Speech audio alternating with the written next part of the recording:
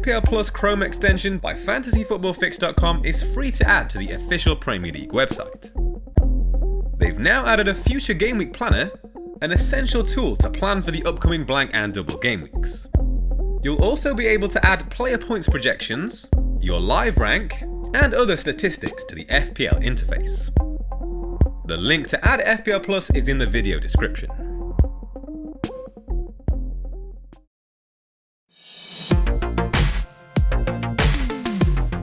With 6 players left to play in double game week 23, a score of 54 points minus 4 has resulted in another small red arrow down to 170k.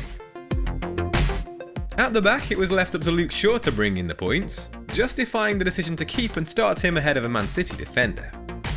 Ben White was unfortunate to lose his clean sheet to a controversial Ivan Toney goal, wrongly allowed to stand as a result of human error by VAR official Lee Mason.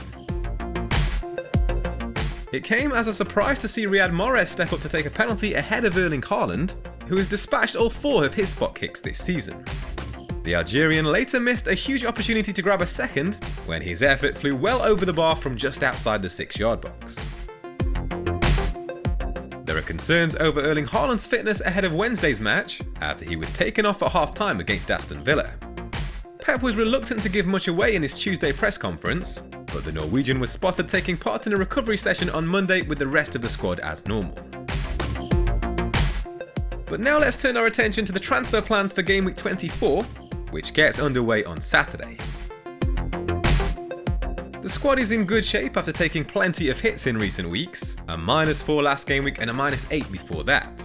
So the plan is to roll a free transfer this game week in order to be well placed for the blank/double game week 25 that is to come.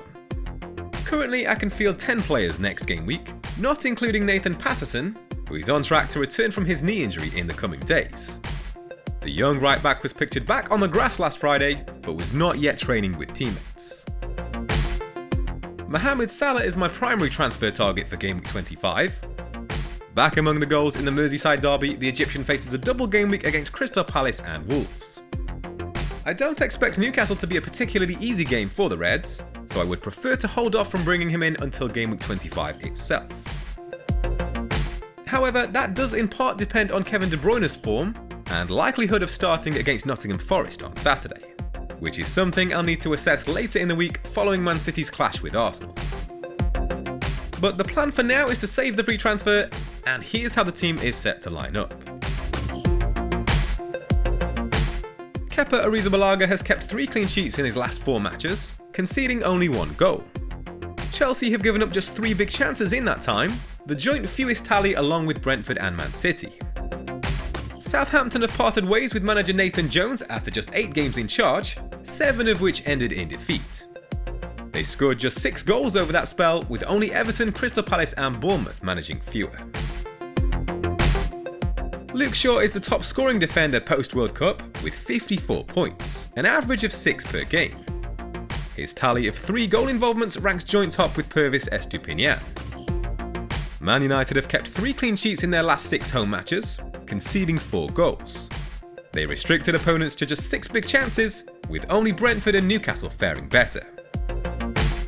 Kieran Trippier has fashioned a league-leading total of 18 attempted assists in the last 4 game weeks, 12 more than any other defender. Only Alexander-Arnold can better his 1.38 expected assist figure. Newcastle have kept 5 clean sheets in their last 6 home matches, conceding just a single goal, and no side have allowed as few as their 3 big chances. Martin Ødegaard has been firmly second best to Bukayo Saka in the last 4 game weeks, fashioning 7 attempted assists compared to the Englishman's 12. Among all midfielders, his tally of 12 shots can be beaten by Bailey, Fernandes, March, Saka and Rashford. Aston Villa have shipped 8 goals in the last 4 matches, the joint highest total along with Spurs. And no side have allowed as many as their 17 big chances conceded. Despite facing rotation, Kevin De Bruyne has picked up 2 assists in the last 4 game weeks, to average 4.4 points per 90 minutes. In that time, his tally of 10 attempted assists ranks joint 6th amongst midfielders, trailing Ward-Prowse, Elise, Saka, Gibbs-White and Fernandes. Nottingham Forest have kept 2 clean sheets in the last 4 matches, conceding only 3 goals. But they've conceded a league high average of 3 goals per game this season when facing top 6 opposition. Eddie Nketiah stands to benefit from a porous Aston Villa defence that has conceded a league-high total of 26 big chances since the Game Week 17 restart. The Arsenal striker has been afforded 5 big chances in the last 4 game weeks, with only Rashford and Haaland claiming more. Among forwards, only Harry Kane can better his totals of 14 shots with 13 in the box and 6 on target. Game Week 24 captaincy is an interesting debate, with Marcus Rashford in scintillating form on the back of 8 goals in 9 matches. The England international has scored in each of his last 6 home matches in the Premier League, dating back to Game Week 14. Opponents Leicester have failed to keep a clean sheet since the restart, conceding 13 goals in 7 matches, with only Spurs allowing more. Rashford offers a reliable and tempting alternative to Erling Haaland, who may be at risk of having his minutes managed ahead of an away tie in the Champions League next Wednesday.